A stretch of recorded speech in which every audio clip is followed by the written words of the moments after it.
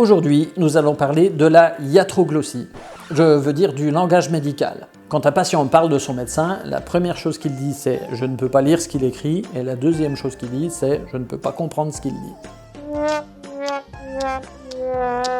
Nous allons prendre pour exemple une scène à laquelle j'ai assisté il n'y a pas longtemps. Un médecin stagiaire interroge un de mes patients, qu'on va appeler pour changer Maurice, et lui dit « Est-ce que vous avez des quintes nocturnes ?» Et Maurice dit « Non, docteur ». Et moi qui suis sur le côté, je vois tout de suite que le patient n'a rien compris à la question, mais qu'il n'ose pas le dire parce qu'il est trop poli. Évidemment, je me permets d'intervenir et je dis « Est-ce que vous toussez la nuit ?»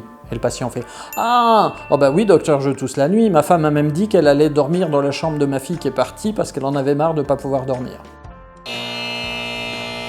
On a ici un exemple de mauvaise communication parce que le médecin a employé des mots qui ne sont pas connus ou mal compris par le patient.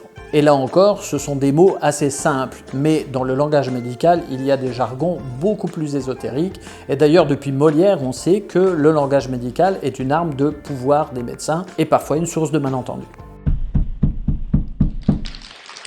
Que vous tombiez dans la bradypepsie, de la bradypepsie dans la dyspepsie, de la dyspepsie dans l'apepsie, de l'apepsie dans la liantérie, de la liantérie dans la dysenterie, de la dysenterie dans l'hydropésie et de l'hydropésie dans la privation de la vie.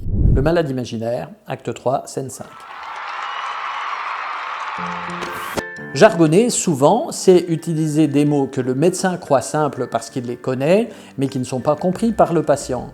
Par exemple, on peut dire « Écoutez, vous avez une légère tachycardie, mais n'ayez crainte, c'est physiologique. » Pour le médecin, c'est facile, une tachycardie, c'est le cœur qui va vite, mais le patient, souvent il a entendu le mot, mais il n'est pas sûr de savoir ce que ça veut dire, et puis physiologique, alors là, il ne sait pas du tout, c'est beaucoup plus simple de dire « Je trouve que votre cœur bat assez vite, mais n'ayez pas peur, ça n'est pas grave, c'est normal. » Évidemment, la médecine a besoin de mots précis, et donc de mots savants, mais si vous les dites au patient, ayez toujours soin de faire la traduction en langage normal.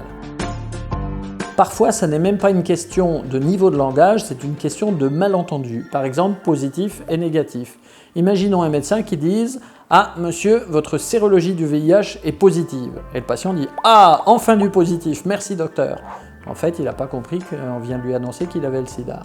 Au contraire, vous lui dites « Votre sérologie est négative. » « Oh là là, négatif, c'est pas bon ça. Oh là là, vous m'inquiétez docteur. » Alors qu'en fait, c'est une bonne nouvelle. Du coup, j'évite absolument d'utiliser ces deux mots et je remplace par « normal » ou « anormal » ou bien « rassurant » ou « inquiétant ». Pire, il y a dans le langage médical des faux amis, c'est-à-dire des mots qui n'ont pas le même sens pour le patient et pour le médecin. Par exemple, votre belle-sœur est en état maniaque. Pour nous médecins, ça veut dire qu'elle est dans la phase on d'un état bipolaire, donc elle est totalement exaltée, qu'elle ne dort plus. Pour le patient maniaque, ça veut dire qu'elle range tout bien chez elle. Votre grand-père est dément. Pour le médecin, ça veut dire que le grand-père perd la mémoire. Mais pour le patient, ça veut dire que le grand-père est fou allié et que pourquoi pas, il se promène tout nu dans les rues du village avec une kalachnikov. Enfin, si vous dites par exemple un état mélancolique, pour la plupart des gens, c'est une douce rêverie teintée de nostalgie. Pour nous médecins, un état mélancolique, c'est un état très grave de dépression avec un risque suicidaire important. Enfin, il ne faut pas oublier que parfois c'est dans l'autre sens que se produit le malentendu. Les patients ont eux-mêmes leur langage médical qui est souvent variable d'une région à l'autre et qui va vous déstabiliser si vous avez fait vos études de médecine à un autre endroit de France. Par exemple, en Lorraine, une chaurée, c'est une bouffée de chaleur. Si vous allez dans le sud, un agassin, c'est un corps au pied. Si vous allez dans le nord, un boyau blanc, c'est quelqu'un qui peut digérer tout sans aucun problème. Le bridou, dans le Limousin, ça veut dire j'ai une perlèche, c'est-à-dire je suis entamé par une mycose au niveau de la commissure des lèvres, etc., etc. Donc là aussi, n'ayez pas peur d'avouer que vous n'avez pas compris, ne faites pas semblant de comprendre, parce qu'il peut y avoir des gros malentendus dans l'autre sens. Donc en conclusion, attention au jargon, aux mots que vous employez et à la façon dont ils sont compris. Ensuite seulement, vous pourrez soigner votre écriture. À bientôt.